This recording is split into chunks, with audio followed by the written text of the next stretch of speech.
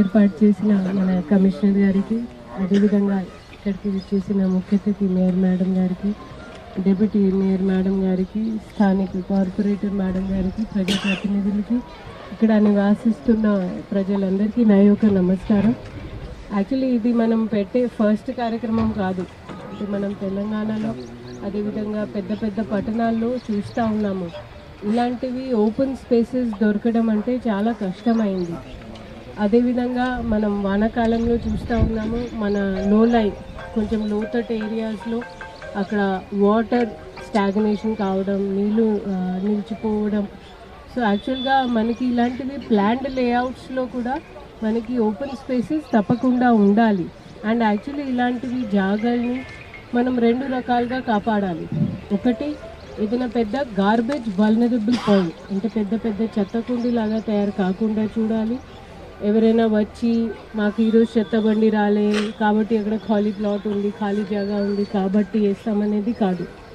రెండోది, ఆ జాగా విస్తీర్ణంని కాపాడే బాధ్యత కూడా మన మీద ఉంది.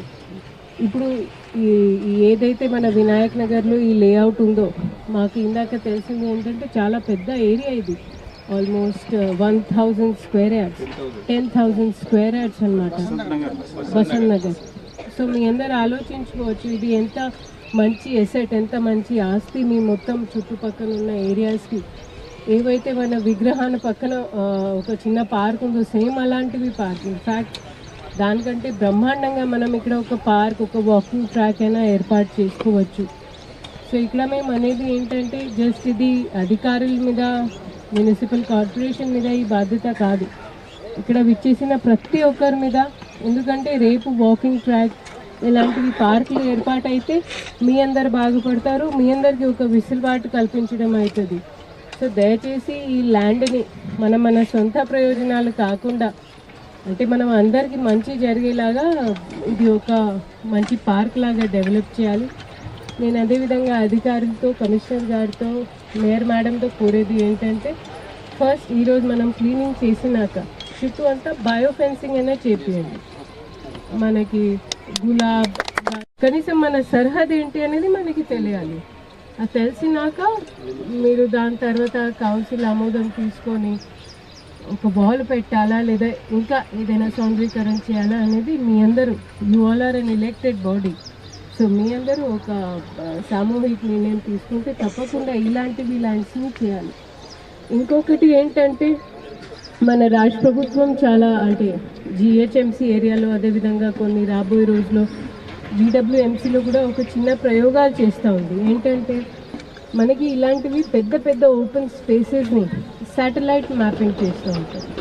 అప్పుడు ఏమవుతుంది, నా దగ్గర అంటే కమిషనర్ గారి దగ్గర ఒక రికార్డు ఉంటుంది, ఫలానా ఈరోజు 8 నాడు 2026 రోజు జూన్ నెలలో ఈ జాగా ఖాళీ ఉండేది. కానీ జూలై వరకు ఏమైంది, ఏదో ఎవరొక్కరు వచ్చి గుడిసెలా వేసేసారు. అప్పుడు మీరు ఎవరితో అడగాల్సిన అవసరం లేదు, ఏ కార్పొరేటర్ అనుమతి లేదు, మీరు జేసీబీతో రావాలి, ఆ ఇల్లీగల్ స్ట్రక్చర్ని తొలగించాలి. ఈ ఇల్లీగల్ స్ట్రక్చర్ ఇప్పుడు మనం అంటే కొన్ని మన స్వార్థాల కోసం మనం ఇలాంటివి, సరే పేదవాళ్ళని మనం ఎంకరేజ్ చేస్తాము. బట్ ఒకటి దాంట్లో స్టార్ట్ అయితే మళ్ళీ it has a domino effect అనమాట. ఒకరిని చూసి ఇంకొకరు వస్తారు. సో ఈ ఓపెన్ స్పేస్ని మనం ఎలాంటివి ప్రయోజనాలు, స్వార్థాలు లేకుండా కాపాడాలి. ఒక్కరిని మనం అనుమతి ఇచ్చామనుకోండి ఇన్ఫార్మల్గా, మళ్ళీ మొత్తం పార్క్ ఎంక్రోచ్ అయ్యేలాగా అవుతుంది.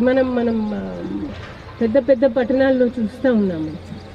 సో నిజామాబాద్కి అంటే ఒక ఘనత ఉంది, ఒక చాలా చరిత్రాత్మక సిటీ ఇది. మన వరంగల్ తర్వాత ఇది మనకి చాలా పెద్ద కార్పొరేషన్, కరీంనగర్ కంటే మనది పెద్ద కార్పొరేషన్. సో దాని తగ్గట్టు అభివృద్ధి జరగాలి అంటే ఇది ఒకటే అధికారి వల్ల, మేయర్ గారి వల్ల, కలెక్టర్ వల్ల కాదు, ప్రతి ఒక్క 60 డివిజన్లో ఉన్న కార్పొరేటర్, 60 డివిజన్లో నివాసిస్తున్న ప్రతి ఒక్క పౌరుల బాధ్యత ఇది. సో ఈరోజు చాలా మంచి కార్యక్రమం, వాతావరణం కూడా మనకి సహకరిస్తుంది. సో ఇది మనకి ఒక శుభ సంకేతంగా ఉంది.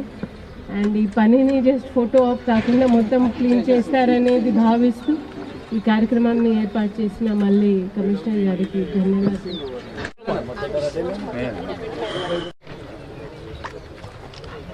వెనక